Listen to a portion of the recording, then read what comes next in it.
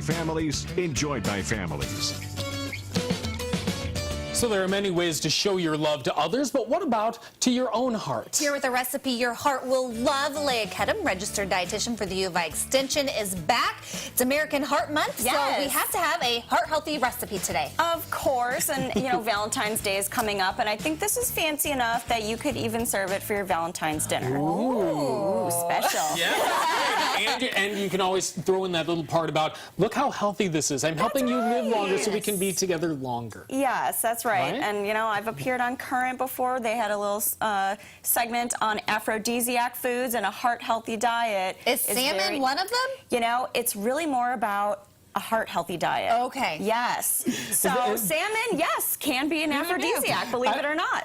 Well, as long as our hearts can take it, that's good. Serve up the salmon. Careful. All right, let's be careful here. Tell us a little bit about what's going into this fantastic, inspiring, enlivening, salmon recipe. Yeah, so we start with fresh salmon. We've got about 1.5 pounds here, and I've cut them into fillets. These are about 4 ounces a piece. You cut those yourself? I did, yes. Wow. All you need is a sharp knife, and you got to be careful with your fingers there, but you know, you can do it yourself. Of course, you could also ask the butcher counter to cut them into pieces for you too. Yeah, that's allowed, and they'll do it for you too. Yeah, no problem at all. Looks like you're heating up some olive oil there. I'm heating some olive oil, which of course is another heart-healthy ingredient, full of those great heart-healthy fats.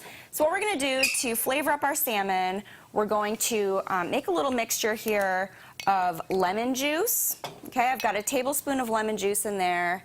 I'm going to do a tablespoon of balsamic vinegar. Okay, and another tablespoon of olive oil. Is this going to be basted on the salmon? Yes, we're going to kind of pour it over the salmon. And next we have our herb blend, French herb blend. This is, you know, I just made it myself, and it's kind of a substitute for herbes de Provence, of course, France, the country of love. You are so cultural today. I try. So we've got a couple tablespoons of that in there as well, and we just add that, and we're going to whisk it together real quick. Okay, and that's a lot. I feel like a lot of herb.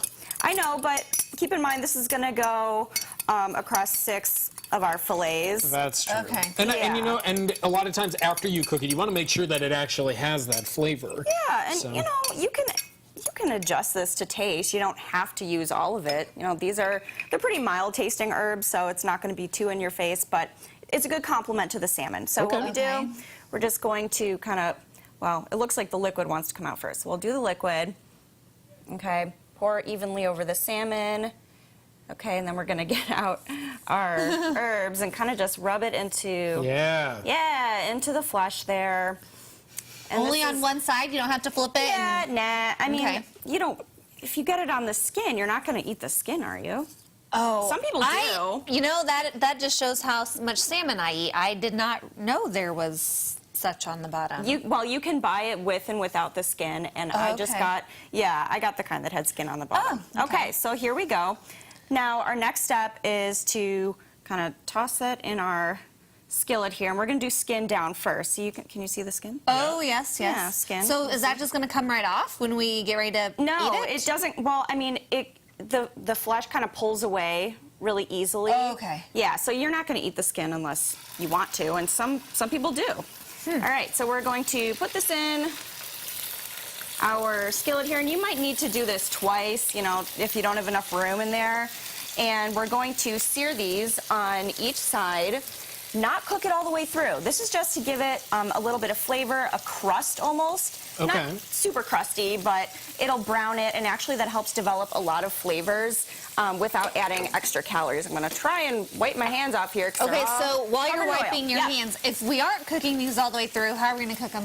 So we're going to pop them in the oven at 400 degrees and bake them for the rest of the time until they're cooked through. The flesh will be opaque. It'll kind of flake away easily. And this is my absolute favorite way to make salmon. It comes out super flavorful, still moist. It's not going to be overcooked.